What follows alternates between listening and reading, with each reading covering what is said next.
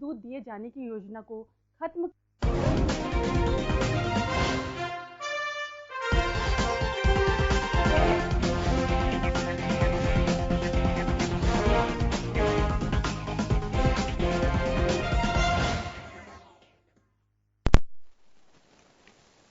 नमस्कार, खास खबर में आपका स्वागत है। मैं हूं सुधांशु सारस्वत।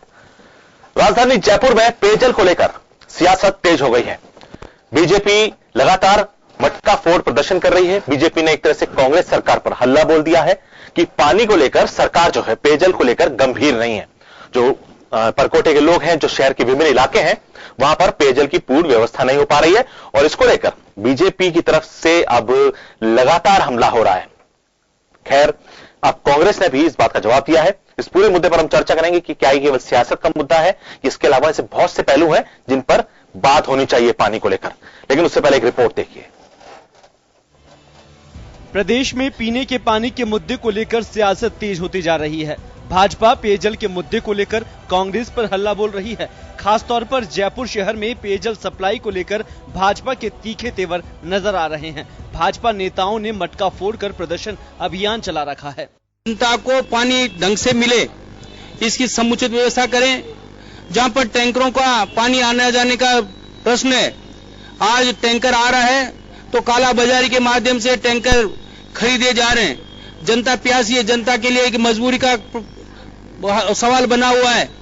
मैं सरकार को सचेत करना चाहूंगा कि ये काला बाजारी बंद करें और जहां जहां टैंकर पानी आ रहा है उनको ऑनलाइन किया जाए। टंकी की बात हो, बनी पार्क के पानी का सारा चेंज करने की बात हो, इस पानी का पूरा सिस्टम खड़ा किया।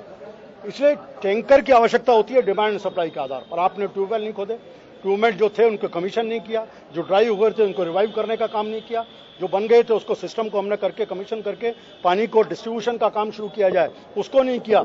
इसके कारण से टैंकरों की अधिक व्यवस्था करने के बाद भी आज जनता त्राही त्राही कर रही है। भाजपा के इस हल्ला बोल के जवाब में कांग्रेस भी मैदान में उतर आई है। परिवहन मंत्री प्रताप सिंह खाचरियावास ने कहा कि पानी पर प्रदर्शन के नाम पर नौटंकी हो रही है। भाजपा पानी के मुद्दे पर राजनीति कर रही है। भाजपा के नेता पिछले 5 साल में कहां चले गए थे?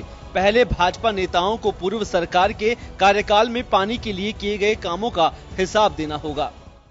बीजेपी जो कर रही है, बीजेपी नाटक कर रही है और इस नाटक का जयपुर की जनता अच्छी तरह से जानती है। आप अपना हिसाब दो, 5 साल में जयपुर का पानी का सिस्टम बीजेपी सरकार बिगाड़ कर गई। उसके लिए ये मटके खुद के खिलाफ फोड़ रहे हैं। ये खुद ये बता रहे हैं कि हमने 5 साल में कुछ नहीं किया, यही तो बता रहे हैं। राजधानी जयपुर हो या प्रदेश के अन्य इलाके, गर्मी में पेयजल की किल्लत हमेशा ही गहराती है। सरकारें बदलती रही लेकिन समस्या का हल किसी के पास नहीं, केवल राजनीति होती रही। ऐसे में किसी भी दल की सरकार हो, उसे यह सोचना होगा कि जल संकट एक गंभीर समस्या है। अगर इस पर ध्यान नहीं दिया गया तो वह विकराल होती जाएगी। ब्यूरो रिपोर्ट, जन टीवी न्यूज। सरकारें बदलती रहती हैं, हर 5 साल में सरकार बदल रही है, लेकिन समस्या वही बनी हुई है। वहीं खड़े हैं, वही जो इलाके हैं वो पानी के लिए परेशान आज भी हैं, पहले भी थे। और जो तस्वीर दिखाई देती है प्रदर्शन को लेके, मटका फोड़ने की जो प्रदर्शन है, वो अगर आप तो तस्वीर अगर हो देखें आप उसको राजनीतिक दृष्टि से, तो कांग्रेस और बीजेपी इसी तरह से प्रदर्शन करती हैं। एक ही तरीका है, ये एक लगता है सदियों से पुराना एक तरीका चला आ रहा है यही प्रदर्शन करने का। खैर, मुद्दा गंभीर है पानी का, कि पानी आखिर उपलब्ध कैसे हो, कैसे इसको व्यवस्थित किया जाए, बड़ी समस्या बनता जा रहा है धीरे धीरे। ये मेरे साथ इस मुद्दे पर चर्चा करने के लिए बीजेपी से वीरेंद्र शर्मा जी हैं, वरिष्ठ पत्रकार उमेंद्र दाजी साहब है मेरे साथ। मैं वीरेंद्र जी आपके पास आऊंगा। ये प्रताप सिंह खाचरियावास जी कह रहे हैं, देखिए ये जो बीजेपी सरकार पे आरोप लगा रहे हैं कि जो पूर्ववर्ती सरकार थी वो पानी का जो ढांचा बिगाड़ के चली गई, वो जो व्यवस्था थी उसको खराब कर दिया और इस वजह से ये दिक्कत आ रही है। कि मुझे तो थोड़ा देखिए मतलब ये तो एक जो राजनीति में जिस तरह से जो डायलॉगबाजी की जाती है, ये वही डायलॉगबाजी, तो ये इन डायलॉगबाजी को सुन के अब जो आम जनता है या जो हम जैसे पत्रकार उनको हंसी भी आने लग जाती है। देखिए, हास्यास्पद स्थिति है कांग्रेस की कि अपनी नाकामियों को छिपाने के लिए इस प्रकार की बातें वो कर रही है। उनके एक विधायक तो यहाँ तक कह रहे हैं कि इस बार मटके नहीं फूटे इसलिए कहीं दिखता नहीं कि पानी की किल्लत है। यानी कि पानी की किल्लत उनको तभी नजर आएगी जब मटके फूटते हुए नजर आएंगे। जी, इनके विधायक सरकार के खिलाफ किस किस प्रकार से बयानबाजी कर रहे हैं, इनके मंत्री स्वयं किस प्रकार के बयानबाजी कर रहे हैं। और यह सिर्फ बयानबाजी तक ही सीमित नहीं है। प्रदेश की जनता हो या फिर आप जयपुर की स्थिति भी देखेंगे तो आपको समझ में आ जाएगी कि वास्तविकता में पेयजल संकट कितना गंभीर बनता जा रहा है। जी। और गंभीरता के कारण क्या है, सिर्फ और सिर्फ जो नीतियां थी उन्हें अगर सही तरीके से क्रियान्वित करते और जो हमारे यहाँ पे जो संसाधन थे उनका सही प्रकार से उपयोग होता तो मैं समझता हूँ कि जो संकट है वो गंभीर नहीं होता। जिस प्रकार से एक दो दिन पहले जिलाधीश जी का एक निर्णय आया टैंकरों को लेकर, उससे भी समस्या बढ़ी। और जिस प्रकार से डिमांड और सप्लाई का जो सिस्टम था उसको भी इन्होंने छिन-भिन कर दिया। तो जो स्थिति हुई है ये सरकार की उदासीनता के कारण हुई है और सरकार जिस प्रकार से अराजक बनी हुई है उसके कारण इस प्रकार की स्थिति हुई है। तो मैं समझता हूँ कि कांग्रेस के मंत्री जो इस प्रकार के बयानबाजी कर रहे हैं वो बयानबाजी को छोड़कर कार्य करने पर ध्यान दें, क्योंकि वो सरकार में, वो सत्ता में, अब बयानबाजी का समय उनका चले गया है, अब उन्हें कुछ कार्य करके दिखाना चाहिए। तो कुल मिला के राजनीतिक बयानबाजी की जा रही है, इस पर गंभीर विषय है। स्पष्ट है कि राजनीतिक बयानबाजी है वो सामने आ रही है और यहाँ तक कि ये जनता के प्रदर्शन को नौटंकी बता रहे हैं। ये सरकार के मंत्री ने थोड़ा शर्म आनी चाहिए कि जनता के प्रदर्शन को आप नौटंकी बता रहे हैं। किस प्रकार से सरकार में बैठे हुए हैं आप?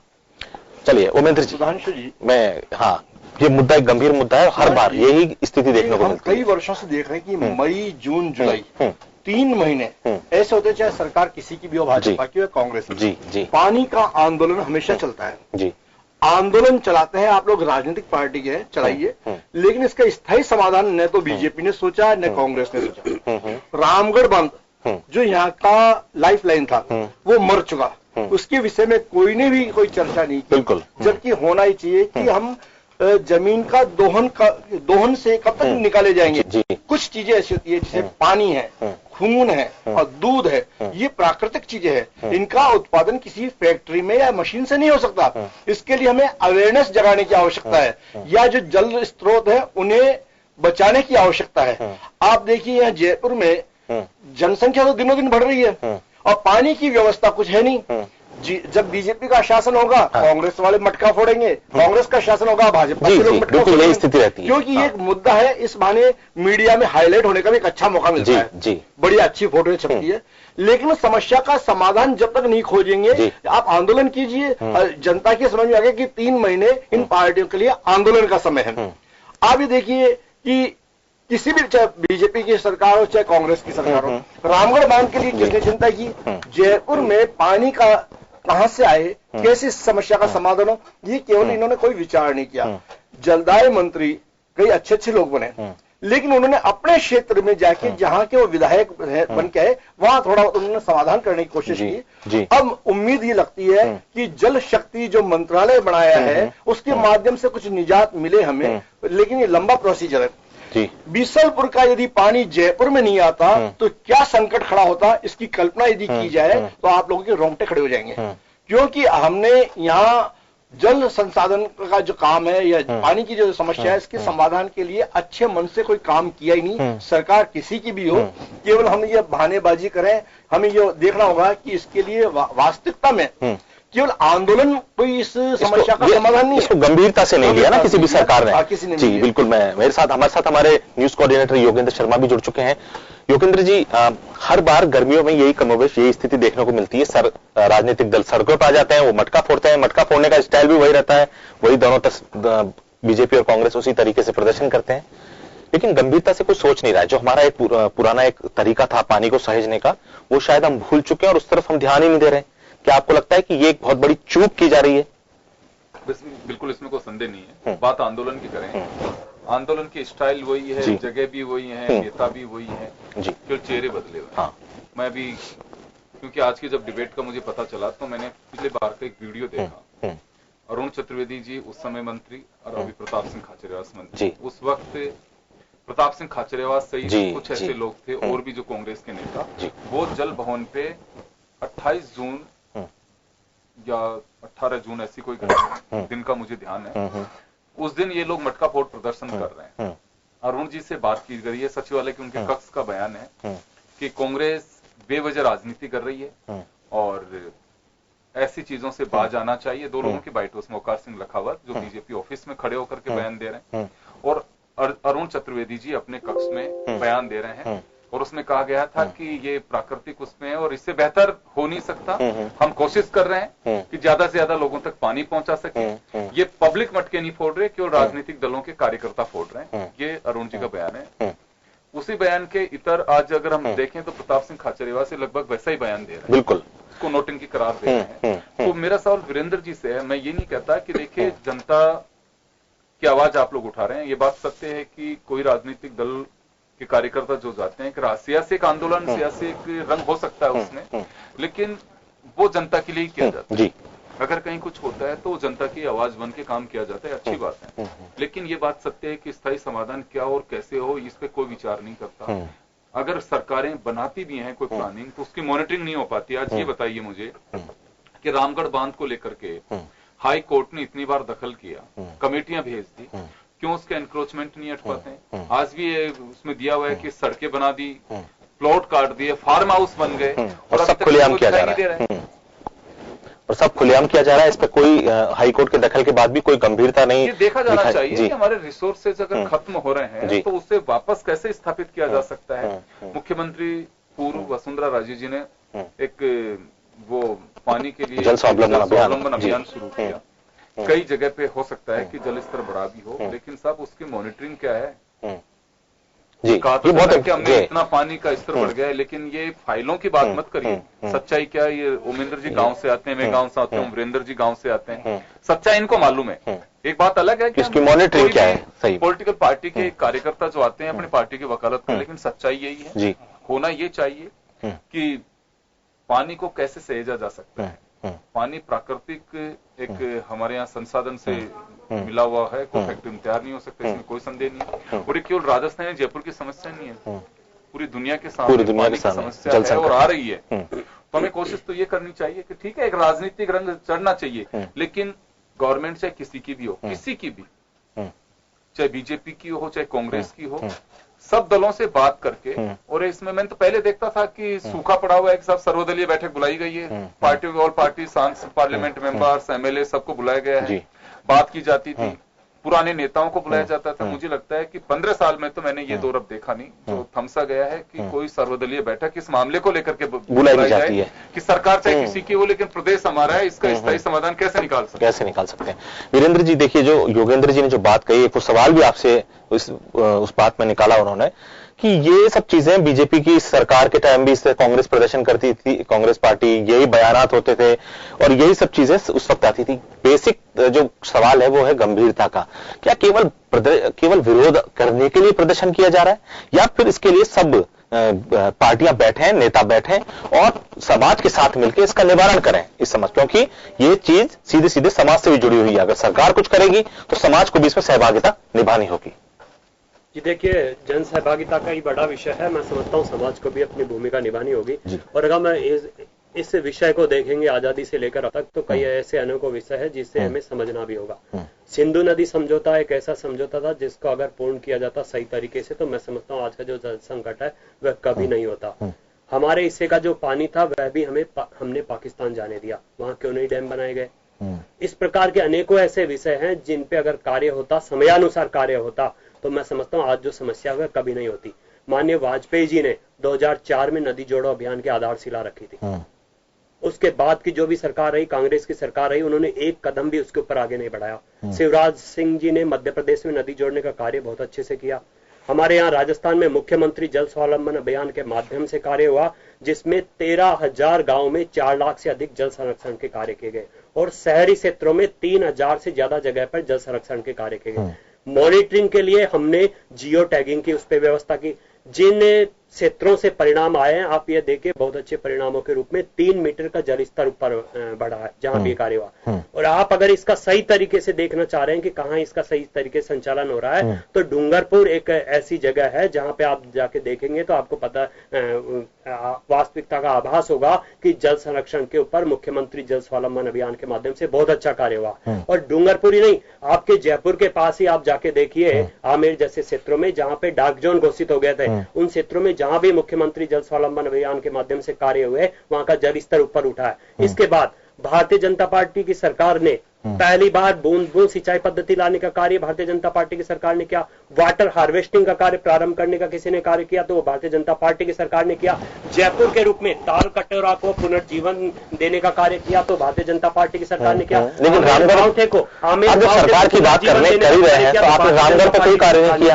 रामगढ़ पे आप बिल्कुल कार्य नहीं कर सकते। कल भी यह स्वीकार किया था कि जितना सुख हमें दूसरी योजनाओं को प्रारंभ करने का था, रिनोवेटिव आइडियाज को प्रारंभ करने का था जल संकट को दूर करने के लिए, उतना दुख हमें आज भी है कि हम रामगढ़ के ऊपर एक सही तरीके से कार्य नहीं। क्योंकि रामगढ़ एक ऐसी रामगढ़ बंधा जो लाइफ लाइन जयपुर की कहा जाता है। ऐसे विषय हैं जो कुछ कोर्ट के विषय हैं, कुछ टेक्निकल विषय जिनके माध्यम से इस पे कार्य नहीं हुआ, लेकिन उसका मुझे दुख है कि रामगढ़ पे कार्य होना चाहिए। आप कुछ कहना चाहते हैं जी?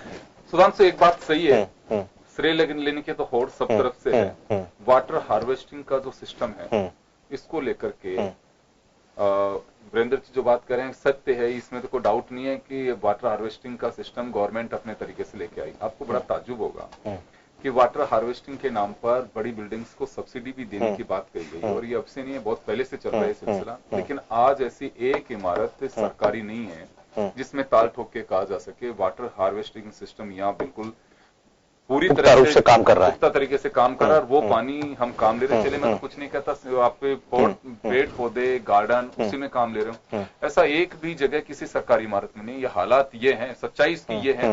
दूसरी बात ड्रिप इरिगेशन की बात है, बहुत अच्छी बात है। इजराइल हमारे लोग भी जाते हैं, पर बड़ी मुझे तो एक अजीबोगरीब स्थिति इस प्रदेश की लगती है, सरकारें किसी की भी हों, जब कोई भी इस तरह की योजना को देखने के लिए अधिकारी जाते हैं और वापस लौटते हैं, महीने बाद में उसका ट्रांसफर कर दिया जाता है।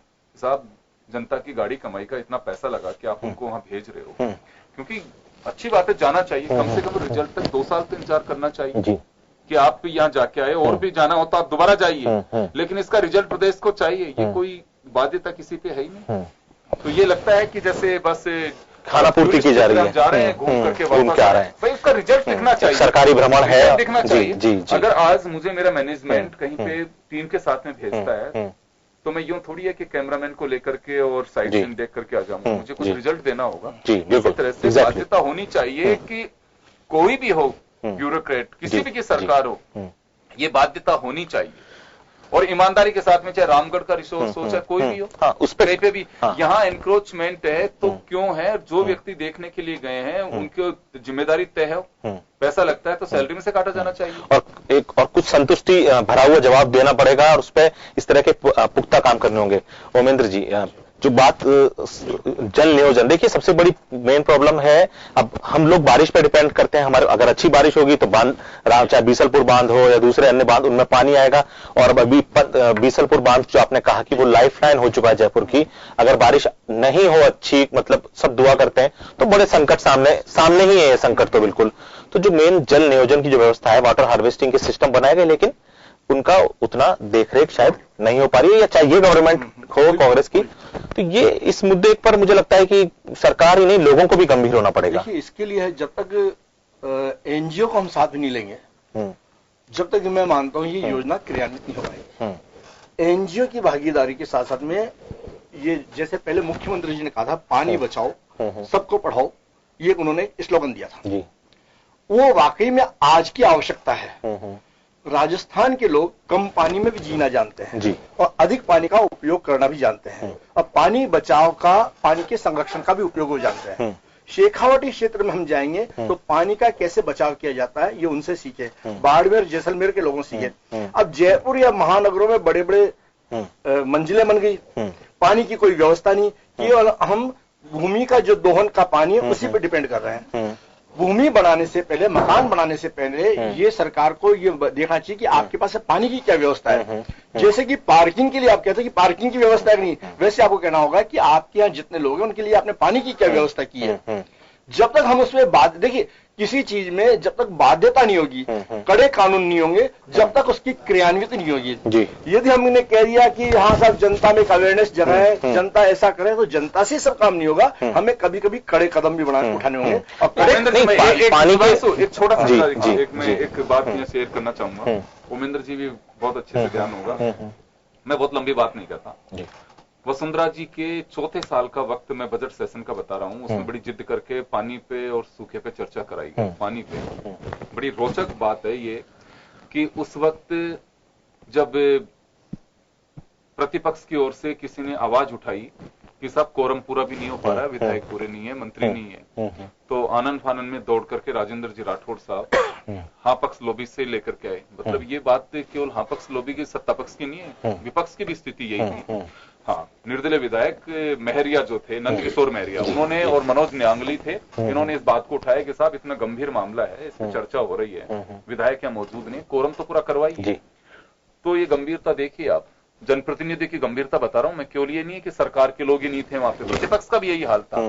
तो अंदाजा तो आप इसी से लगा सकते हैं कि हाउस में, विधानसभा के अंदर लोग घूम रहे हैं, लेकिन उस गंभीर चर्चा में नहीं था, शामिल नहीं होना चाहिए। ध्यान था, दारोसिंह शेखावत जी का वक्त था, और उसके बाद में जब अशोक गहलोत मुख्यमंत्री बने, अकाल की स्थिति थी, सूखे पर चर्चा थी, रात को 2:30 बजे तक चर्चा थी, और पूरे संसद विधानसभा के जो सदस्य थे सारे मौजूद थे। तो ये गंभीरता से दिखानी चाहिए। तो प्रकृति का देन लेन तो प्रकृति कहीं ना कहीं हमारी गंभीरता तो दिखे कि हम केवल अवेयर हैं। केवल राजनीति करने के लिए सड़कों पे उतर जाते हैं राजनीतिक दल, और जो गंभीरता है इस चीज इसकी, वो शायद जब इस तरह का संकट गहराएगा, जब लोगों तक पानी नहीं पहुंचेगा, तब इस बात की गंभीरता सामने आएगी। जी उमेंद्र जी, यहां मैं ये कहना चाहूंगा कि एक सांसद को 5 करोड़ रुपए संसद निधि के नाम से मिलते हैं। क्यों नहीं योजना बनाते कि इस वर्ष का पैसा मैं पानी के लिए दूंगा? क्यों नहीं वो योजना बनाते इस वर्ष का पैसा मैं सड़कों के लिए दूंगा?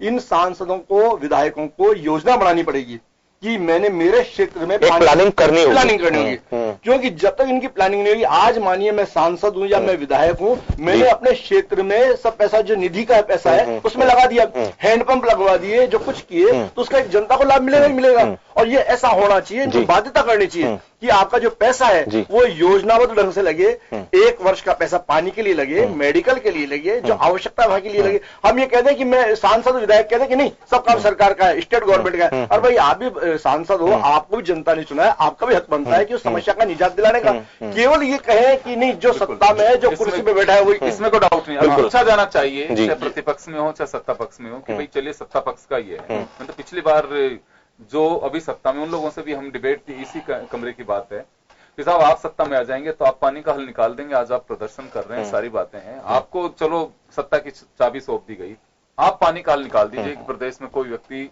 के पास में पानी की कमी नहीं रहेगी। होना तो ये चाहिए कि हम कर क्या सकते हैं, इस पर प्लानिंग की जाए। ये देखिए, ये बहुत महत्वपूर्ण बिंदु है कि केवल विरोध से या आपस में केवल आरोप लगाने से, विरोध करने से तो शायद ये समस्या हल नहीं होगी। चाहिए, देखो डेमोक्रेटिक सिस्टम है ये, लेकिन केवल विरोध के लिए विरोद करने और एक किसी काम को करने में के लिए, उसको करवाने के लिए विरोध करने में बड़ा अंतर हो जाता है। तो ये जो एक प्लानिंग की बात है, चाहे सांसद हो, चाहे विधायक हो, या जो अन्य जनप्रतिनिधि हैं, वो अलग अलग क्षेत्र बांट के और उस समस्या को देखें और कैसे उस इलाके में, पर्टिकुलर इलाके में उसको दूर किया जा सकता है। शायद इस पर प्लानिंग अब करने का वक्त आ चुका है।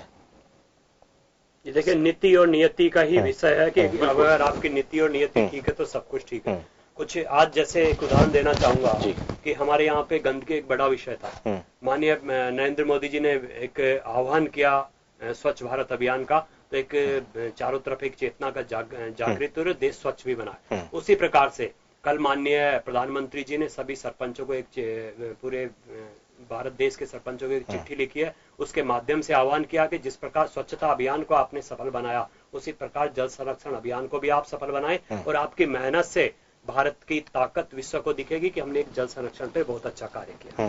तो इसी प्रकार के जन सहभागिता के कार्य हम लोगों को करने होंगे, और एकदम स्पष्ट है कि नीति जो आपने कहा, जैसे एक मंत्रालय जो जल शक्ति मंत्रालय, और उनके जो केंद्रीय मंत्री जो गजेंद्र सिंह शेखावत हैं, जैसे कि जो खुद राजस्थान से आते हैं, वो मारवाड़ के इलाके से, वो खुद समझते हैं कि पानी की क्या महत्ता है, और उनको बनाया गया है, और बड़ा मंत्रालय है जिसमें सब कुछ नमामि गंगे और अन्य सारे चीजों को, योजनाओं को शामिल किया गया है, प्रोजेक्ट्स को। तो ये अब इस 5 साल में, चूंकि केंद्र की भी बड़ी इंपॉर्टेंस है, कि राजस्थान में सरकार की सारी जिम्मेदारी नहीं होगी, केंद्र की भी अपने में एक बहुत जिम्मेदारी है इस पूरे मामले में पानी को लेकर। तो ये अब मंत्रालय भी कुछ ना कुछ इस तरह की योजना बनाई जाए ताकि एक बेहतर काम हो सके। पानी का संकट वैश्विक संकट है, और जिस प्रकार से जल शक्ति मंत्रालय बनाया गया है, तो ये मानिए कि दृढ़ इच्छा शक्ति है कि हम घर घर स्वच्छ पानी और हर घर पे पानी कैसे पहुंचाएंगे, इसके लेकर एक विजन है भारतीय जनता पार्टी का और भारतीय जनता पार्टी के नेतृत्व के रूप में प्रधानमंत्री नरेंद्र मोदी जी का। और मैं पूर्ण रूप से आश्वस्त हूं और मुझे विश्वास है कि आगामी आने वाले समय में हम हमारे इस विजन को पूरा भी करेंगे, वह चाहे जन सहभागिता के माध्यम से हो या सरकारी योजनाओं के माध्यम से हो। चाहे हमें सिंधु नदी का जो पानी पाकिस्तान जा रहा है उसको रोककर पानी हर क्षेत्र में पहुंचाने या दूसरे किसी भी प्रकार से व्यवस्था करनी होगी, हम निश्चित रूप से जन सहभागिता और दूसरे माध्यमों से। पहले तो हमें जो हमारे यहाँ पानी जो बह रहा है, ऐसे व्यर्थ बह रहा है, उसे मुझे लगता है उसे सही। मैं एक चीज आपसे पूछना चाहता हूँ, ये जो कुएं बावड़ियां जो हमारा कल्चर रहा, उनमें कुओं में पानी सहेज के बावड़ियां और जो आज भी हमारे शहर में है, क्या उनको दोबारा रिवाइव नहीं किया जा सकता? हो सकता है, लेकिन सबसे बड़ी बात तो क्या है कि जो लॉन डेवलपमेंट कल्चर जो चल रहा है ना, नेताओं के बंगलों को डेवलप किया जाए, उनमें खूब पानी बहाया जाए, गाड़ियों को धोने की व्यवस्था, इसके लिए अवेयरनेस जगाने की आवश्यकता है। ये तो लोगों में भी नहीं है सर, लोगों में भी नहीं है, लोगों में भी नहीं है। क्या है कि इसके लिए शिक्षा में एक पाठ्यक्रम बनाना चाहिए, पानी को हम कैसे बचाए। आप आए दिन कहते हो कि नैतिक शिक्षा में भी पाठ्यक्रम रहा है ये, और बचपन से मतलब पढ़ते भी आए सर। इसके अलावा विधायकों की, सांसदों की, जनप्रतिनिधियों की, समाज सेवियों की समय समय पे कार्यशालाएं होनी चाहिए, उनको ये बताना चाहिए कि हम पानी को कैसे बचा सकते हैं, पानी को कैसे संजो सकते हैं। यदि हम कहते हैं सरकार की जाए तो इस समस्या का समाधान नहीं होगा। मैं एक बात कहना चाहूंगा कि हमारा जो कल्चर है दोहन का कल्चर बन गया है, उससे बाहर नहीं निकलेंगे। ग्रीनरी को तो हम खाए जा रहे हैं, एसी के हम बाहर नहीं निकलना चाहते हैं, कच्ची जमीन छोड़ना नहीं चाहते हैं। मेरे घर के आगे बिल्कुल सपाट एकदम पक्का होना चाहिए, सीसी रोड भी होना चाहिए, सीमेंट कंक्रीट के अलावा टारकोल भी हो। भाई आप कहीं जमीन में पानी जाने की वो तो छोड़िए, उसके अलावा हाईवे बना दिए जाते हैं, बड़े बड़े दरख्त जो उनको उड़ा दिया जाता है। आप क्यों नहीं 10 साल 5 साल जब तक लगता है उस दौरान एक बड़ा पेड़ नहीं लगा सकते आप? उसमें क्यों नहीं, उसकी जिम्मेदारी होनी चाहिए कि आप यहाँ पेड़, आपका सड़क बनेगी उसके साथ साथ बड़े पेड़ भी बनेंगे। जिस दिन व्हीकल चलेंगे उस दिन बड़े पेड़ भी तैयार हो जाएंगे। बिल्कुल। आजकल हो क्या रहा है कि ऐसे पेड़ है जो हवा के झोंके साथ नीचे आते हैं। बिल्कुल, ये सारे ही मुद्दे चाहे पर्यावरण की रक्षा से लेकर, पर्यावरण और जल आपस में जुड़े हुए हैं, इन दोनों की रक्षा करनी होगी, नहीं तो आने वाला समय बहुत बड़ी समस्या लेके होगा। जो आने वाली पीढ़ी है उसके लिए एक विकराल समस्या होगी। वक्त एक ब्रेक का चला है, ब्रेक के बाद मुद्दा रहेगा बजरी माफिया का बेलगाम होना, और इस बुरे मुद्दे पर हमारे न्यूज कोऑर्डिनेटर के आप जो योगेंद्र जी हैं उनके साथ देखिए कि बजरी माफिया किस तरह से बेलगाम है, कानून का उसको बिल्कुल डर नहीं है। ब्रेक के बाद जल्द हाजिर होते हैं।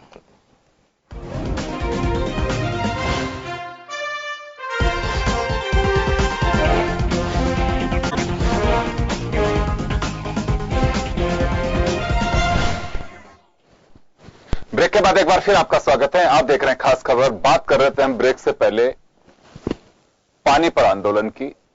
विपक्ष का ऐतराज है कि पानी नहीं मिल पा रहा है, सरकार इसमें फेल हो रही है। लेकिन अब हम बड़ी बात करेंगे लॉ एंड ऑर्डर की। राजस्थान में लगातार बजरी माफियाओं का आतंक बढ़ता जा रहा है। रोज बात यह निकल करके आती है कि बेखौफ बेलगाम बजरी माफिया। एक दिन पुलिस पे हमला, तो कभी आरटीओ की टीम पे हमला, तो फिर कभी आम जन से दो हाथ करने को बजरी माफिया तैयार हैं। ऐसा आखिर वजह क्या है, इसको लेकर के हम चर्चा करेंगे। मैं आपको मजमून सुनवाऊंगा। उसके बाद हमारे जो अतिथि हैं पैनलिस्ट, उनमें योगेंद्र जोशी साहब, राजस्थान पुलिस सेवा के पूर्व अधिकारी भी हमारे साथ में जुड़े हुए हैं। जोशी साहब, आपका स्वागत है।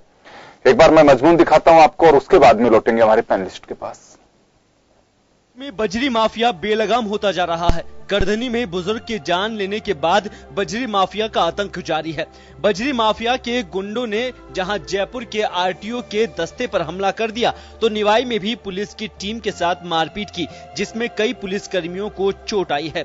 वहीं इन घटनाओं से साबित होता है कि बजरी माफिया को कानून का डर नहीं है। हालांकि कांग्रेस के मंत्री प्रताप सिंह खाचरियावास ने कहा कि सरकार बजरी की कालाबाजारी और माफिया पर रोक लगाने के लिए काम कर रही है।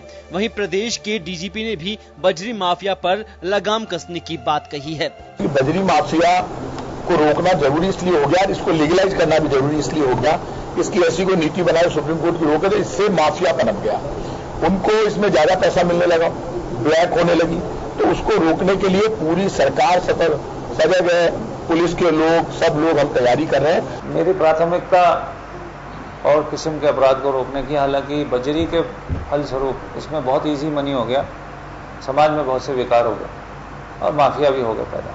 तो माफिया को हैंडल करना हमारा काम है, वो हम करेंगे। और जो माइनिंग रिलेटेड एक्टिविटी है उसको उसमें भी करेंगे, माइनिंग डिपार्टमेंट की मदद से में करेंगे। अवैध बजरी खनन पर भाजपा नेता राजेंद्र राठौड़ ने कहा कि सरकार बजरी खनन को वैध तरीके से कैसे किया जाए इस पर काम नहीं कर रही, वहीं नित नए प्रयोग कर रही है जिसमें खनन करने वाले बेखौफ है। सरकार को चाहिए कि न्यायालय में जो स्थगन आदेश आए हुए हैं उनके लिए बजरी के जो पूर्व में जो लीजदारी थे उनके साथ चर्चा करके कोई रास्ता निकाले। बजरी के खनन का वैध करने का काम सरकार कर नहीं रही है, नित नए प्रयोग कर रही है।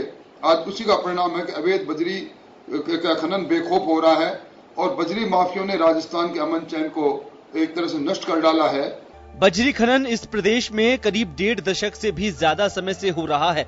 सुप्रीम कोर्ट भी इस पर सख्ती दिखा चुका है, लेकिन बजरी माफियाओं के हौसले साफ संकेत देते हैं कि उन्हें राजनीतिक और कानून का संरक्षण प्राप्त है।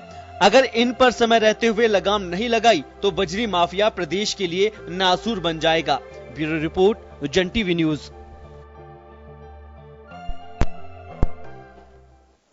तभी आपने देखा मजमून किस तरह से बजरी का दोहन किया जा रहा है। नदियां एक लिमिट जो तय की गई है उसके बाद पीला पंजा किस तरह से वहां चल रहा है। आप ये लगातार ये जो तस्वीरें देख रहे हैं ये हमारे साथियों ने अलग अलग जगह से भिजवाई हुई हैं जो आप देख सकते हैं। चलिए जोशी साहब आपके पास आना चाहूंगा कि बजरी माफियाओं का आतंक, बजरी माफिया पहले इस मायने में माने जाते थे कि साहब मुंह मांगे दाम, दूसरे लोगों को नहीं लेकर के आने देना, वहां तक ठीक था, वो एक अपने वर्चस्व की लड़ाई चलती थी उनके बीच में। लेकिन आज तो आम जनता से, प्रशासन से, पुलिस से दो हाथ करने को तैयार है, यानी कि खौफ कह सकते हैं कि बेखौफ होकर के और जनता के पीछे खौफ पैदा करने की कोशिश की जा रही है। और सबसे बड़ी बात यह है कि माफिया जिस तरह से पनप रहे हैं, गांव का संरक्षण, उनके मोहल्ले का संरक्षण, उस क्षेत्र के लोगों का या उसकी बिरादरी का संरक्षण, ये बड़ी एक अजीबोगरीब स्थितियां पैदा हो रही हैं। क्या माने इसे लॉ एंड ऑर्डर का फेल्योर माने या फिर कुछ और है वजह? योगेंद्र जी, इसको इस वे में लीजिए कि भाई भ्रष्टाचार तो नहीं चलेगा। पुलिस है, खनन विभाग है, ये जितने भी बड़े बड़े विभाग हैं ये पिछले समय में पकड़े गए और 20-20, 25-25 हजार रुपए की रिश्वत लेते पकड़े गए। सोशल मीडिया में आपके टीवी वगैरह शामिल हैं, रोज पब्लिक को इनकी रिश्वतखोरी को परोस रहे हैं। तो आप ये मानते हैं कि इस तरह की चीज जब समाज में आ जाएगी, जब गांव में आ जाएगी, तो इनको जो ये इस तरह की बेईमानी करते हैं और बेईमानी करके पैसे खाके और रेत के ट्रकों को अंदर ले जाते हैं, कॉलोनियों में से ले जाते हैं, क्या ले जाने देंगे? इनके तो आने वाले समय में और जूत पड़ेंगे। मैं आपको ये कहना चाहूंगा कि अगर ईमानदार पुलिस अधिकारी है और ईमानदार खनिज विभाग का अधिकारी जिसके बारे में गांव में, उस क्षेत्र में ये पता है कि साहब ये पैसे नहीं खाता है, तो पब्लिक उसके साथ मजामत नहीं करती है। अब आप देख लेना, मैं तो ये देख रहा हूं इस तरह की स्थिति कि अब जबरदस्त मजामत होगी और इतनी जबरदस्त मजामत होगी कि आप टीवी चैनल पे बताते बताते परेशान हो जाएंगे। कारण ये है योगेंद्र जी कि पैसे खाने की भी एक लिमिट है। ये तक पता चल गया है कि पैसे कहां से कहां तक जाते हैं, कौन आगे से आगे तक लेता है। तो ये तो कोई शाणे नहीं है, ये सारे के सारे आने वाले समय में ये कटघरे में खड़े होंगे। अब आप देखिए एंटी करप्शन विभाग कहां कहां पकड़ रहा है।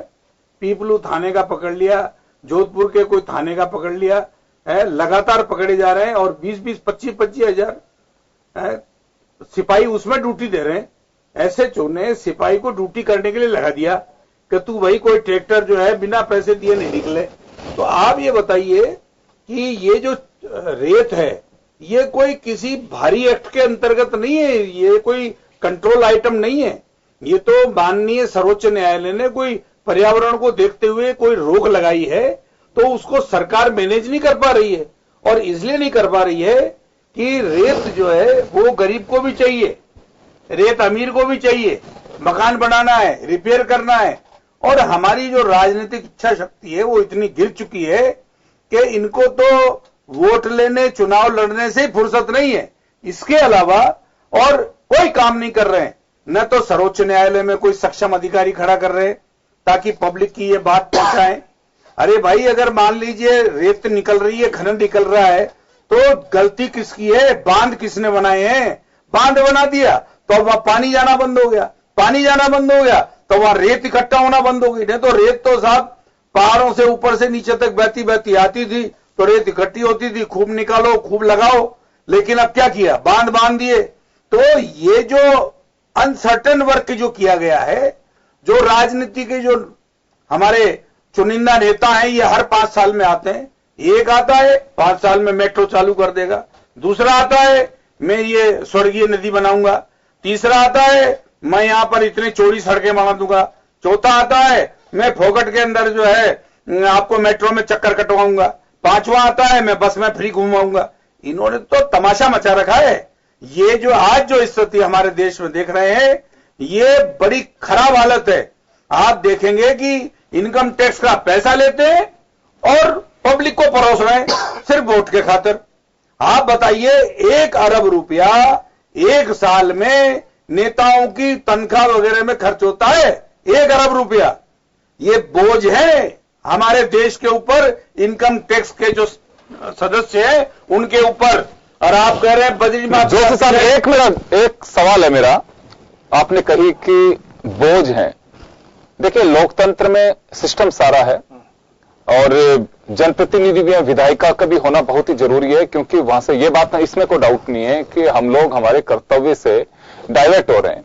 बाकी बोझ नहीं कहा जा सकता है, क्योंकि बोझ तो आज सरकारी कारिंदे भी बहुत ज्यादा बनते जा रहे हैं। जी, आंतरिक सुरक्षा, आंतरिक व्यवस्था राज्य की व्यवस्था के अधीन आता है। हमारे देखिए आज 3 महीने 4 महीने 5 महीने हो गए, अपराध की संख्या बढ़ रही है।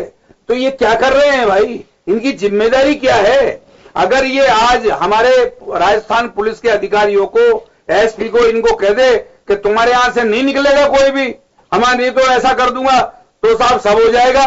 लेकिन आप बताइए, जब अपराध होने के 6, 7, 8 दिन बाद ही FIR दर्ज होती है थाने में, एसपी को पता लग जाता है, फिर भी FIR दर्ज नहीं होती है। तो आप मान के चलिए कि मैं जो कह रहा हूं इसमें कई हद तक सत्यता है। ये प्रजातंत्र ऐसा नहीं होता। प्रजातंत्र में जिम्मेदारी होती है, नेताओं को इसलिए चुना जाता है कि वो जिम्मेदारी से काम करें। मैंने वही कहा कि हम व्यवस्था न होने दें। हमारे व्यवस्था हो रही है, तो इसका कारण क्या है? इसका रीजन यही है कि ये लोग इन जिम्मेदारियों का निर्वहन नहीं कर रहे और तनख्वाह लेते हैं। राइट, यही बात है। बिल्कुल होना यही चाहिए। कोई तो ऐसी वजह है कि अगर न्याय संगत और कानून जो कहता है, अगर उसके अनुसार कोई काम हो, तो मुझे नहीं लगता है कि कानून के हाथ इतने मजबूर और इतने बड़े हैं कि वो काम अपने अंदाज से माफियाज के हाथों से हो। मैं चलिए उमेंद्र जी के पास जाना चाहूंगा। उमेंद्र जी, एक बड़ी अजोगरी स्थिति है, मुझे बहुत अच्छे से ध्यान है। पूर्व सरकार के मंत्री राजकुमार जी रिनवा साहब से इस पे डिबेट चल रही थी बजरी को लेकर, क्योंकि बजरी अभी की समस्या नहीं है और बजरी की बड़ी जबरदस्त समस्या है। बजरी की समस्या ये नहीं है कि सब नेताओं के मकान को फोकट में बन रहे हैं, उनके लिए बजरी के ट्रक यूं पहुंच रहे हैं, ऐसा बिल्कुल भी नहीं है। परेशानी उनको भी हो रही है। रिनवा साहब का एक बड़ा ही गजब का तर्क था। मैं तो अभी भी जब मिले, सरकार चली गई, उसके बाद में पूछा साहब ये तर्क आपका अजीबोगरीब था, ये ऐसा क्यों बोला आपने? उन्होंने कहा कि साहब हम क्या कर सकते हैं, बड़ी मजबूरी है और अब ये तो माफिया हावी हो रहे हैं। आपको ध्यान होगा ये शब्द। तो मजबूरी में इतने, सॉरी, बजरी में मजबूरी क्यों हो रही है सबकी? सरकार ये भी कुछ नहीं कर पा रही। ये लोग जम के आरोप लगा रहे थे। मुझे बहुत अच्छे से ध्यान है कि कई सदस्य अभी इनके जीत के भी आ गए हैं। ये डोटासरा जी जो एजुकेशन मिनिस्टर हैं अभी, ये उस वक्त रमेश मीणा जी, ये बजरी को लेकर के पिछली सरकार को क्या क्या किस किस तरह से कटघरे में खड़ा किया था। लेकिन हालात तब तो सरकार में है, 5 महीने सिस्टम समझ में आना चाहिए, या ये कहें कि माफिया चाहे गवर्नमेंट किसी की भी हो, इसी तरह से फलते फूलते रहेंगे। देखिए योगेंद्र जी, जब किसी चीज पे कोई बिना विकल्प दिए हुए बैन लगा दिया जाता है तो माफिया पनपता है। शराब माफिया, खनन माफिया, भू माफिया, उनमें अब नया माफिया आ गया बजरी माफिया। सबसे बड़ी बात, चिंता की बात तो यह है कि पुलिस विभाग का मुखिया कपिल गर्ग साहब ने खुद ने कहा है कि हमारे ही विभाग के लोग मिले हुए हैं और ये आज सब अखबार में छपा है। मतलब मुखिया खुद इस बात को लेकर चिंतित हो, उनकी इस बात में बहुत बड़ी पीड़ा है। उन्होंने पीड़ा अपनी जताई है। ये उनकी हताशा नहीं, मैं इसको कहता हूं पीड़ा, उनकी पीड़ा सामने आई है कि हमारे ही विभाग के लोग मिले हुए हैं। इससे बड़ी कोई पीड़ा की बात नहीं हो सकती। सरकार को कोई भी चीज बैन लगाने के बाद, देखिए निर्माण कभी बंद नहीं हो सकते, मकान भी बनेंगे, उनका निर्माण कार्य भी होगा, नए नए प्रोजेक्ट भी आएंगे, बजरी की आवश्यकता होगी। लेकिन हमें उसका देखना चाहिए कि इसमें बजरी का क्या विकल्प हो सकता है। यदि हम उसका विकल्प नहीं देंगे, कोई रॉ मटेरियल में नहीं देंगे, तो हमें ये समस्या का समाधान हो ही नहीं सकता, माफिया पनपेंगे। आप देखिए योगेंद्र जी बहुत बड़े अधिकारी हैं और थे, और इन्होंने ये देखा होगा कि जो ट्रक पहले 15,000 का था आज 80,000 का आ रहा है। कितना उपभोक्ता पे वजन पड़ा है, और उसके बाद में क्या ये मारपीट जो स्थितियां बनी है, पुलिस विभाग के लोगों को ही मारा जा रहा है, कभी आरटीओ के साथ होता है, कभी आम जनता। जयपुर में तो एक व्यक्ति की हत्या ही होगी इस बात को लेके। ये सब बहुत चिंता का विषय है। यदि हम इसको ये कहें कि देखिए कोई भी जो माफिया पनपता है उसको ठीक है, इस बात को मान सकते हैं कि कोई न कोई बिना संरक्षण के माफिया नहीं पनपता है, और संरक्षण राजनीतिक हो चाहे नौकरशाही का संरक्षण हो, संरक्षण होता है। अब अलग अलग जगह अलग अलग संरक्षण होते हैं, कहीं पे पॉलिटिशियन का संरक्षण होगा तो कहीं अधिकारियों का संरक्षण होगा, और जहां जिसकी है वो होगा। सबसे बड़ी मुख्य बात यह है कि हमने बैन लगा दिया, या हमने मतलब सुप्रीम कोर्ट ने बैन लगा दिया, उसका विकल्प हमें देना होगा।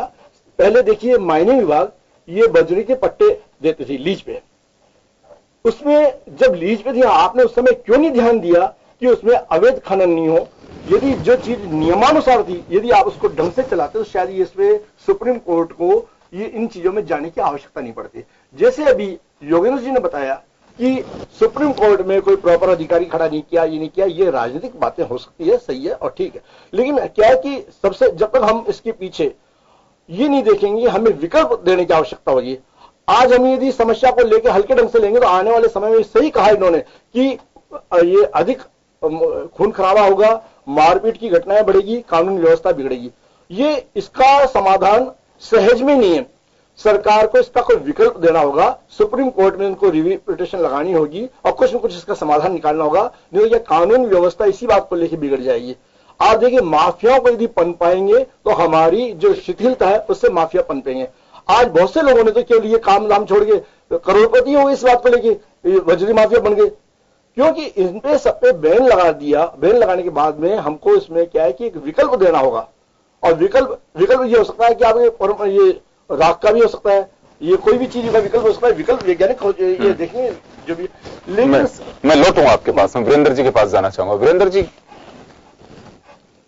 बजरी की किल्लत है, लेकिन बजरी की किल्लत के साथ में हम लोगों ने कुछ दूसरे संसाधनों पर जोर नहीं दिया। आज भी कहा तो यह जाता है कि जो डस्ट है, सैंड डस्ट, माफ करेगा क्रैशर डस्ट, उसको आप काम में ले सकते हैं। बहुत सारी चीजें हैं कि कुछ तो होना चाहिए, लेकिन अभी तक सबसे बड़ी जो दिक्कत रही, पीड़ा पिछले सरकार के वक्त भी रही, आज भी रही, लेकिन ये बात भी सत्य है कि माफियाओं को पनपाने में पॉलिटिशियंस का बहुत बड़ा रोल रहा है। राजनीतिक संरक्षण इसकी वजह है, सरकारें चाहे किसी की भी हों, क्योंकि बड़ी लाचारी सामने आती है कई बार जब मंत्री जवाब देते हैं कि ऐसा है। तो ये बताइए मुझे कि बजरी का जो खुला नाच चल रहा है अभी है कि लंबे समय से चला आ रहा है, इसका एक तोड़ क्यों नहीं कर पाई सरकारें? जी देखिए, भारतीय जनता पार्टी के शासन के समय जब सुप्रीम कोर्ट ने इस पर रोक लगाई तो उसी समय हमने सतत विकास को देखते हुए माननीय न्यायालय से आग्रह किया था और निजी खातेदारी जमीन पर और सरकारी जमीन पर खनन की अनुमति भी प्राप्त कर ली थी, और इसकी एक पॉलिसी भी बनाई गई थी। उसके बाद इन 6 महीनों में आपने देखा होगा तो 350 लोगों ने इसके लिए आवेदन किया खनन के लिए, लेकिन केवल 7 लोगों को खनन ग्रांट मिल पाई। इन 6 महीनों में एक बार भी पर्यावरण स्वीकृति की जो कमेटी बनाई गई थी उसकी मीटिंग नहीं हुई। तो जिस प्रकार की जो ये समस्या बनी हुई है वो इसीलिए है कि जो हमारे पास विकल्प हमने तैयार किए थे भारतीय जनता पार्टी ने कि निजी खातेदारी जमीन पर और सरकारी जमीन पर खनन किया जाए बजरी के लिए, जिससे हमारे जो विकास के कार्य है वो सतत जारी रहे, उनके ऊपर विकल्प के ऊपर कोई कार्य सरकार ने नहीं किया। और जो एम सैंड का जो नीति हम लोग लेके आए थे उसको प्रोत्साहन का कार्य हमने जो किया था, ये सरकार बदलने के बाद उसके ऊपर भी कोई कार्य अभी तक नहीं किया गया। जो दिख रहा है वर्तमान में जो हालत है, चाहे जिस प्रकार से पुलिस तंत्र की, प्रशासनिक तंत्र की और सरकार की हो, जो माफिया जिस प्रकार से बेखौफ होकर कार्य करें, जो भय उनमें होना चाहिए वो कहीं नहीं दिख रहा है। और सरकार, प्रशासन, डीजीपी यहाँ तक अगर इस प्रकार से मुख्यमंत्री के सामने गिड़गिड़ा रहे हैं कि प्रशासन और अपराधी आपस में मिले जुले, दोनों के गठजोड़ है, और जिस प्रकार से पुलिस प्रशासन तंत्र अपराधियों के साथ मिलकर उनकी कारगुजारियों को सार्वजनिक करने वालों के ऊपर जिस प्रकार 3rd डिग्री का कार्य कर रहा, अभी कल की घटना आपने भी देखी होगी, और जिस प्रकार से कल निवाई में पुलिस प्रशासन के साथ किस प्रकार की घटना हुई, आज किस प्रकार की घटना हुई, यह सिर्फ यही दर्शा रहे हैं कि प्रदेश की हालत भयंकर बनती जा रही है। सरकार ने आंख बंद कर रखी है, सरकार कहीं नजर नहीं आ रही है और जनता ढूंढ रही है सरकार कहां है। सरकार की स्थिति देखिए आप, सरकार के मंत्री स्वयं स्वीकार कर रहे हैं, विश्वेंद्र जी ने स्वीकार किया कि पुलिस प्रशासन पूरी तरह से फेल हो चुका है। टोंक में विधायक जी 5 दिन तक सरकार के खिलाफ धरने पर बैठे रहे, उनको यहां तक कहना पड़ गया कि सरकार अपराधियों को संरक्षण दे रही है। तो सरकार पूरी तरीके से फेल हो चुकी है और मैं ये कहूंगा जो विकल्प हमने तैयार किए थे उन विकल्प के ऊपर भी कोई कार्य सरकार नहीं कर रही। मैं जोशी साहब के पास जाना चाहूंगा। जोशी जी, एक बात जरूर उठ करके आती है कि बजरी को लेके हालात 5 महीने में बिगड़े हैं कि लंबे समय से चला रहा नासूर है ये? देखिए योगेंद्र जी, ये तो एक लंबे समय से चला रहा, जब से सुप्रीम कोर्ट ने एतराज किया इसमें। सुप्रीम कोर्ट ने बैन लगाने के बाद से ये की स्थिति पहले थी और ये की स्थिति आज है। स्थिति में कोई परिवर्तन नहीं है, लेकिन इन दिनों में पिछले महीने, 2 महीने, 3 महीने में जो पुलिस के भू विभाग के अधिकारी हैं, खनन विभाग के अधिकारी हैं, ये जो पकड़े गए रिश्वत ले लेके, तब पब्लिक के जहन में जो है चेतना जागृत हो गई। और ये जो चेतना जागृत हुई है, इस चेतना जागृत होने का नतीजा ये है कि आप किसी गरीब आदमी से जो अपना छोटा सा मकान बना रहा है, उससे 5,000 के बजाय आप 50,000 उससे लोगे तो वो कहां से लेके आएगा। गांव गांव में परेशानी है और ट्रैक्टर ट्रोलियां गांव में से निकल के जाते हैं, तब पब्लिक जूत मारेगी, नहीं तो क्या करेगी? पब्लिक करेगी साहब। और आप योगेंद्र जी ये मान के चलिए कि ये तो बड़े नहीं पहुंचते हैं वहां मौके पे, नहीं तो बड़ों की भी छोचलती हो जाएगी, इनके भी कपड़े फाड़े जाएंगे, इनके भी जूत पड़ेंगे। ये तो मैं आपके टीवी चैनल के माध्यम से आग्रह करना चाहता हूं इन अधिकारियों को, खनन विभाग, पुलिस विभाग, आबकारी विभाग के सतर्क हो जाए, पैसा खाना बंद करें। और नहीं करेंगे तो इनका इलाज ये पब्लिक ऐसे ही करेगी। क्यों? क्योंकि आप भी नहीं मान रहे, टीवी वाले बताए जा रहे हैं, बार बार इस पर डिबेट करे जा रहे हैं, सोशल मीडिया पीछे लग रहा है, अखबार वाले पीछे लग रहे हैं, बड़े बड़े प्रश्न भर देते हैं। तो पब्लिक सावचेत हो गई कि यार ये जो पैसा ले रहे हैं रिश्वत का, ये सरकार में नहीं जा रहा, ये लोगों के जेब में जा रहा है। तो इनके जेब में जा रहा है तो इनको तो फिर दौड़ाओ। तो ये कारण है योगेंद्र जी, और ये चलता रहेगा। और आप निश्चिंत रहो, अब कुछ नहीं होने वाला है। ये चीज जो है बीमारी की तरह फैल गई है। अब सुप्रीम कोर्ट खोल भी देगी ना, तो वापस न तो रेटे कमाने वाली है, न भूमाफिया अपनी जगह बदलने वाले हैं, और न पुलिस वाले मानने वाले हैं। अब ये है कि एंटी करप्शन विभाग और पुलिस के अधिकारी, मैं तो माननीय डीजीपी साहब, माननीय कपिल गर्ग जी साहब महोदय से निवेदन करना चाहूंगा कि इस प्रकार का अखबारों में न दें कि साहब पुलिस और ये फलाने मिले हुए हैं। अगर ये दे रहे हैं तो इससे पहले ये है कि खुद भी वहां से चले जाए छोड़ के, क्योंकि इससे हमें, जो हम पहले पुलिस में रह रहे, तो हमको भी नीचा देखना पड़ रहा है कि हम ऐसे नहीं थे, हमारे अधिकारी ऐसे नहीं थे। लेकिन अब क्या हो रहा है, जिस सरकार में एक डीजी हरिश्चंद्र मीणा, एक डीजी 4.5 साल रहे, वो आदमी सड़क पर आकर बैठ गया कि साहब मैं तो हड़ताल करूंगा। तो हालत आप देख रहे हैं, जो मैं कह रहा हूं कि पॉलिटिकल विल खत्म हो गई है और राजनीतिक इच्छा शक्ति काम करने की रही नहीं। पैसे खींचने की है, तनख्वाहें लेने की है। इनको एमएलए एमपी को जो तनख्वाह मिलती है ना, ये सबसे पहले लेने का प्रयास करते हैं। वो मिल जाए, बंगला मिल जाए, गाड़ी मिल जाए, एक गनमैन मिल जाए। मैं कहता हूं आपके चैनल के माध्यम से कि वर्दी बदलो, वर्दी का कलर बदलो। ये बदलते ही ये सब सड़क पे आ जाएंगे। वो खाकी नहीं मिलेगी तो ये न तो सैल्यूट ले सकेंगे और न पब्लिक इनको कोई सैल्यूट देगी। तो मैं ये चाहता हूं कि आपके चैनल के माध्यम से जो मेरी बात सुनी गई है, अगर ये इन लोगों के कान में अगर पड़ती है तो राजनेता, पुलिस के बड़े उच्च अधिकारी, क्योंकि अभी फिर सुनने में आ रहा है साहब डीजी साहब जा रहे हैं, फिर नए आने के प्रयास में होंगे, वो भी आएंगे, वो भी ऐसे बोल जाएंगे, तो हो गया काम फिर। चलिए ये बात तो ठीक है आप जो कह रहे हैं, लेकिन मेरा जो सवाल ये था कि क्या इसे ये माना जाए कि लंबे समय से चला रहा नासूर है, या वास्तव में सरकार बदलने के साथ ही माफिया ज्यादा डेवलप? ऐसा नहीं, मैं कह तो रहा हूं आपसे कि जब 2017 में, जब से 17 मुझे जानकारी नहीं है, लेकिन जब से सुप्रीम कोर्ट ने बैन लगाया है तब से तो ये प्रॉब्लम आई है। उससे पहले तो आराम से बजरी मिल रही थी और कोई महंगी भी नहीं थी। लेकिन जब सुप्रीम कोर्ट ने बैन लगा दिया, अब हो सकता है कि माननीयों के किसी के मकान शकान नहीं बन रहे हो, बने बनाए होंगे या कंप्लीट हो चुके होंगे, लेकिन मैं नहीं कहता। लेकिन मैं इतना जरूर कहता हूं कि सबके मकान बन रहे हैं, राजनेताओं के बन रहे हैं, पुलिस अफसरों के बन रहे हैं, खनिज विभाग वालों के बन रहे हैं, लेकिन गरीब का नहीं बन रहा। अब गरीब ने ले लिया डंडा, है साहब अब निकालोगे ट्रैक्टर, ट्रक गरीब हो गया डंडे। ये आप सोच लेना अच्छी तरह से, क्योंकि अभी तो अमीर के तो खूब बन रहे हैं, वही फ्लैटें बन रही है, वही मकान बन रहे, 20-20, 25-25 मंजिला बन रहे जा रहे हैं, लेकिन गरीब है जो एक रेत के बोरी के लिए ढोलता फिरता है, वो मैं बता सकता हूं आपको कि वो कितना परेशान है। गांव गांव में परेशानी आ रही है, और शहर की छोटी जगह अगर साहब किसी के अगर बाथरूम बनाना होता है गरीब आदमी को, तो उसको रेत नहीं मिलती, और रेत इतनी मिलती कि वो कमाता उससे कम पैसे आते हैं, मैं कहां से लाके दूं। तो स्थितियां ये है, इसके ऊपर कोई ध्यान नहीं दे रहा है, सब आनंद पूर्वक एंजॉय करते फिर रहे हैं। पिटने वाला पिट रहा है, पैसे खाने वाले पैसे खा रहे हैं, रेत लाने वाला ला रहा है, बस आनंद मंगल है, कोई देखने वाला नहीं है। ये इस प्रकार से सरकारें नहीं चला करती। चलिए मैं उमेंद्र जी आपके पास आना चाहूंगा। ये बात तो सत्य है कि बजरी की परेशानी केवल ये नहीं है कि एमएलए, एमपी, ब्यूरोक्रेट यही परेशानी नहीं है, परेशानी सबकी है। क्योंकि जब आप लेकर के चलते हैं वहां तक पहुंचने में आप उसको एक राइडर के जरिए आप आगे नहीं आ सकते कि हाँ ट्रैक्टर साहब मेरे घर के लिए आ रहा है या डंपर मेरे घर के लिए आ रहा है, परेशानी है। और अगर एक मकान बन भी जाएगा, बाकी लोग तो परेशानी में है। इसका सॉल्यूशन पे आपको लगता है कि सरकारें कहीं चल भी रही हैं विचार कर, क्योंकि माफियाज देखिए वहीं पे हैं। आप एक लिमिट तय की हुई है कि आप वहां तक बजरी का खनन करिए, उसकी में कोई दिक्कत नहीं, लेकिन आप जब नीचे तक आप पूरे उसको, तो उससे पर्यावरण को कहीं खतरा लगता है। वो एक मुझे लगता है कि बैड मैनेजमेंट का एक हिस्सा बन सकता है। वहां सुप्रीम कोर्ट का ऐतराज है। तो हम रूल्स हैं, हम कर सकते हैं, छोटे पट्टों के ऊपर बजरी का खनन कर सकते हैं, लेकिन ऐसा क्या है कि हम इसको बिल्कुल एक काले सोने की तरह परोसने की कोशिश कर रहे हैं। जी योगेंद्र जी, देखिए ये समस्या पहले भी थी, पहले दबी आवाज में थी, अब खुल के आ गई, क्योंकि बैन लगने के बाद में इसकी ज्यादा आवक बढ़ गई। अब यदि मानिए समस्या के लिए हम ये कहे जाए कि सरकार दोषी है, पुलिस दोषी है, प्रशासन दोषी है, तो ये से कहने से काम नहीं चलेगा। जो अच्छे लोग हैं, जो सेवानिवृत्त हो गए, आगे आइए, चलिए ना समाज के साथ में बढ़िए, इन जो गलत काम इनको रोकने की कोशिश कीजिए।